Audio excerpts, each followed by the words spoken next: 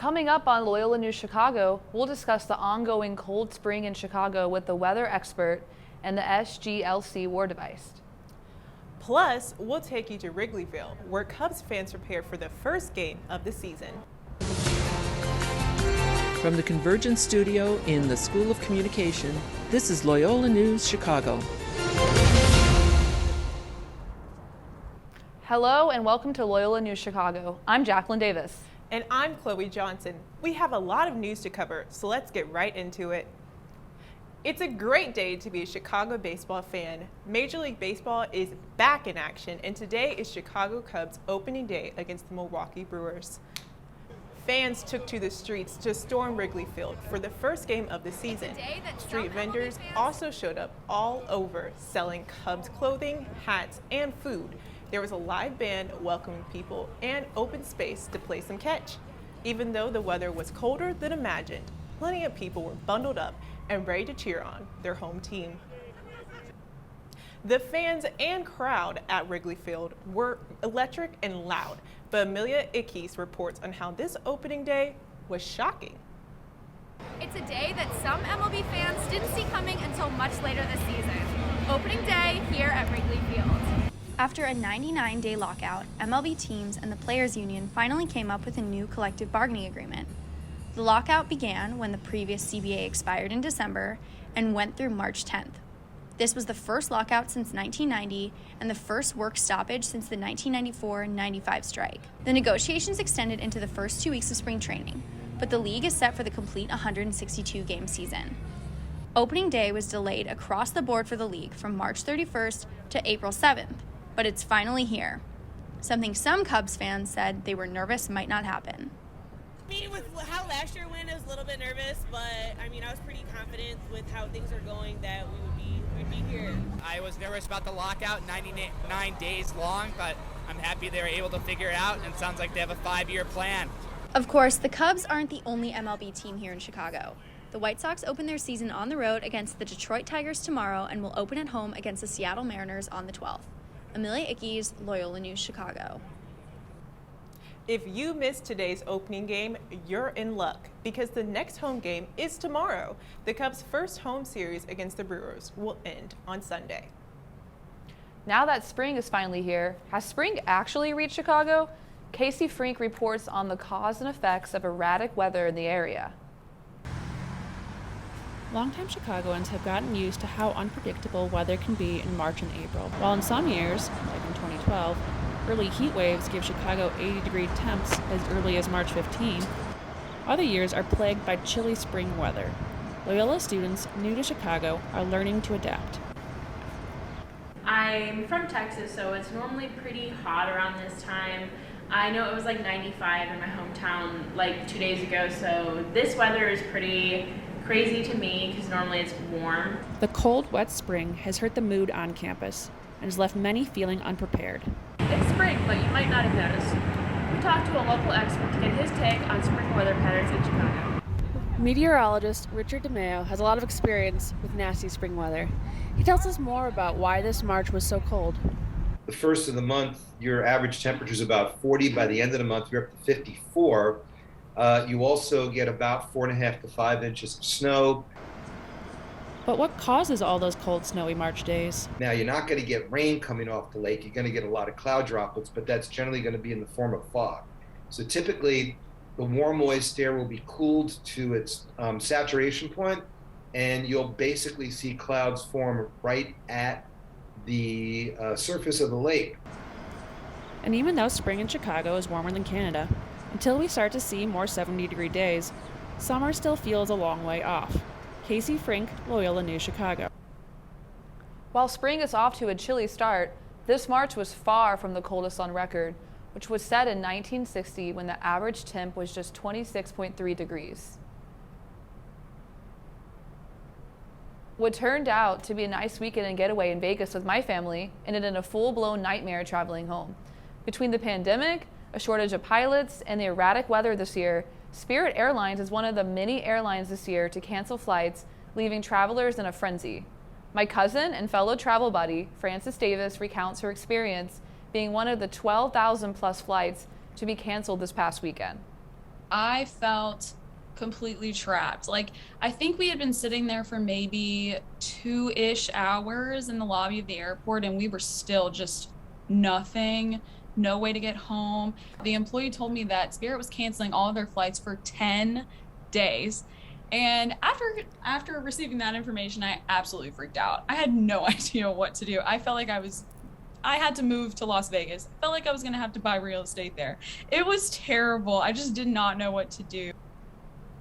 Airlines were quick to blame this weekend's delays on the inclement weather in Central Florida, but according to a study in the Times, other issues are to blame, such as a shortage of pilots who are still currently on strike for contractual issues, something that has severely impacted air travel this year. Judge Ketanji Brown Jackson just became the first Black woman to be confirmed as a Supreme Court justice. Judge Jackson attended Harvard University for both her undergraduate and law degrees. After graduation, she became a law clerk for Justice Stephen Breyer, whose position she will be replacing. Judge Jackson also became the first public defender to serve on the Supreme Court. She has served on both the U.S. District Court and the U.S. Court of Appeals for the District of Columbia. Ramblers are in the nation's capital. Loyola student Connor Elmore is in D.C. interning with a congresswoman. He's excited to see someone like Judge Jackson in this position. That's what I mean. Like, she's not only just a Black woman that's going to diversify the court, but like where her leadership, her professional experiences were in the past. Like, that is something very unique that we need to see represented here. Some days, Elmore says that there are rallies outside of Supreme Court that celebrated the nomination of Judge Jackson. The Ukrainian National Museum is inviting everyone to its new art exhibit. It is dedicated to the former organizer of the museum's Rose Gallery, Christine Staruk.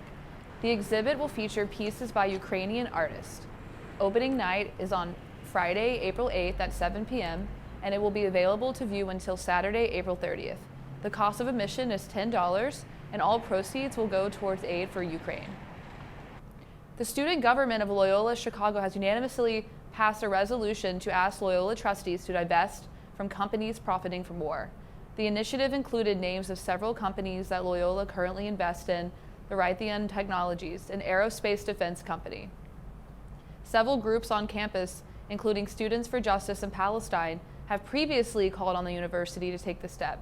The SGLC plans to present their initiative to the Board of Trustees by the summer in hopes to hold them accountable. The Loyola community welcomes a new student body president, Hannah Kwok, and vice president, Miria Rio Pedre. Both sophomores will start this week, but they will serve most of their term during their junior year. Their main goals are safety-driven, sustainability-focused, and equity-based. One of their initiatives is to eliminate all plastic bottle use from campus. Another measure is to direct more funds to events promoting diversity. Ella Doyle, who was the previous SGLC president, will serve as the Chief Justice for the next term. When we come back, we'll discuss how Loyola's women's basketball team players reacted to the news of their coach being fired. And we share how students are preparing for the first in-person graduation in 2 years.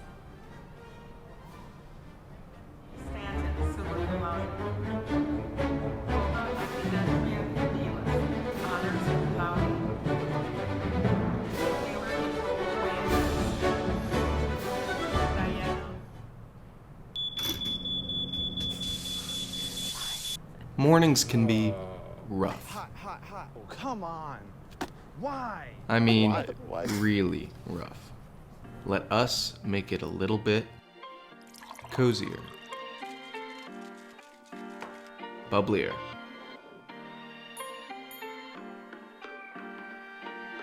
tastier, spicier, sweeter, better. Welcome home. This week, we have insights on the firing of women's basketball head coach Kate Atcher. Janae Gonzalez is a former basketball player under Atcher and also a member of our class. She had the chance to speak with her teammates about the shift in leadership. Early on March 24th, Loyola women's basketball players received a text from junior guard Sam Gallinopoulos saying they would be having an emergency meeting in the locker room. And she's like, sorry guys to tell you, but like, can you guys be at the gym at 9:30? And I'm like, it's 8:50, so like at the gym at 9:30, like why, like what's going on? The athletic director, Steve Watson, and deputy athletic director, Holly Strauss O'Brien, met the team there and explained that Kate Ochter's contract would not be renewed after 6 years as head coach. It was very weird because on that Tuesday, 2 days before that, we just got finished planning our postseason, like all of April, what we were going to be doing, our dates in the summer, like our goals for the month, all that kind of stuff. So it was really just kind of unexpected. After the team met with Watson and Strauss O'Brien, Ochter asked the team to go to her office. I met with Coach K just to talk to her about like what certain things for me look like next year. So for her, literally to be less than 24 hours after I met with you to hear this news, it was just like a lot, I think, at once. But not all players were at the meetings. Kaylin Evans, a sophomore guard, had entered the transfer portal earlier that week and was not invited to meet. As soon as I entered the portal, the coach took me out the group chat, so I had no clue there was even a meeting about her getting fired. So, I mean, I found out from other teammates, obviously, because I'm still in touch with the team. So, yeah. Even though Evans was not informed by the athletic directors like the rest of her friends and teammates, she feels she had it easy. I think it was a lot of less pressure, you know, like usually if you find out news like that, you know, like people are going to look at how you react to it. So just the fact that I was in the comfort of my own dorm, you know, I could react freely. The search for a new coach is still on, with no word yet on who will be taking over. Janae Gonzalez, Loyola News, Chicago. Janae entered the transfer portal before the news broke about Coach Asher's dismissal. Now that there will be a new head coach, Janae is thinking about using her final year of eligibility at Loyola as a graduate student. Loyola's basketball players Demezi Anderson and Ty Johnson are looking for fresh starts at other universities. For Anderson, this is the second time he has entered the transfer portal. He played at Indiana before coming to Loyola and played in just 4 games for the Ramblers. Johnson was a first-year guard who announced his plans to transfer via Instagram last week. He is a Chicago native who played in 13 games for the Ramblers this season. Students for Affordable Education have released a report alleging that Aramark workers are underpaid. The report was conducted early this month and was done in connection with Unite Here Local 1 union that supports Loyola's dining employees. The report found that the average Aramark employee makes just over $17,000 per year. More than 3/4 of workers say they didn't have enough money to pay bills in the last 6 months and have less than $1,000 in savings. It also found that employees are food insecure, with nearly half saying they've gone to a food pantry in the last 6 months and 1/3 saying someone at home has had to go without food. Loyola Phoenix reporter Griffin Cougar has also been reporting on Aramark workers. He talked with us about what it means to report on stories like these. One thing that the report really hits on is how the Jesuit values, which the university frames as their mission, talk about social justice and helping the poor, and there's a real contradiction here, how such a huge part of our community is not being helped by the university. They're being left behind, essentially. This is an ongoing story, and we will continue to provide you with updates. Graduation is just over a month away, and Loyola is hosting an in-person commencement ceremonies for the first time since 2019. Robert Malamaki reports on today's graduation fair and how seniors are feeling. Today is the Lakeshore Campus Day for the Loyola Graduation Fair. Students have come in to pick up their caps and gowns, maybe take some photos too. We talked to students about their comfort and their experience for both them and their families for an in-person commencement again. I am concerned for my grandma. Like, she is a little older and she's immunocompromised. She will be in a wheelchair, so hopefully that section's a little isolated from others, but it is a big space. So obviously there's some concern, but I'm just excited to have my family together. It feels in many ways surreal, in part because I'm amazed that we've reached this point in my time at Loyola that I am about to graduate. And on the other hand, considering how uncertain the last 2 years have been, the opportunity to have an in-person commencement in many ways doesn't yet feel real, but it's also an opportunity I am intensely grateful for, and I'm really excited to have this chance to celebrate with my friends and loved ones. Since Loyola's been really good about vaccination stuff and boosters and checking everything, I feel pretty comfortable. For students who are interested in going to the Water Tower location of the grad fair, that will take place next Wednesday in Lewis Towers from 10 to 6. Robert Malkamaki, Loyola News, Chicago. Before commencement week, Loyola is hosting a celebration weekend for the classes of 2020 and 2021, the 2 years that graduation ceremonies were held online. Visit luc.edu/commencement to learn more and see the schedules of events. There are more steps for students to take before they graduate. All their guests must show proof of vaccination or a negative COVID-19 test within 48 hours of the ceremony. Their family or friends must download the Clear Health app to upload their information. Each graduating student will receive parking passes for commencement. The number of passes per student has not been determined. Students are not allowed to sell their graduation tickets or parking passes. The deadline to order guest tickets for graduation is April 15th. Students must also register for their commencement ceremony by Wednesday, May 6th. Graduating students, it's your time to shine. Loyola's Student Activities and Greek Affairs is giving Ramblers several ways to celebrate.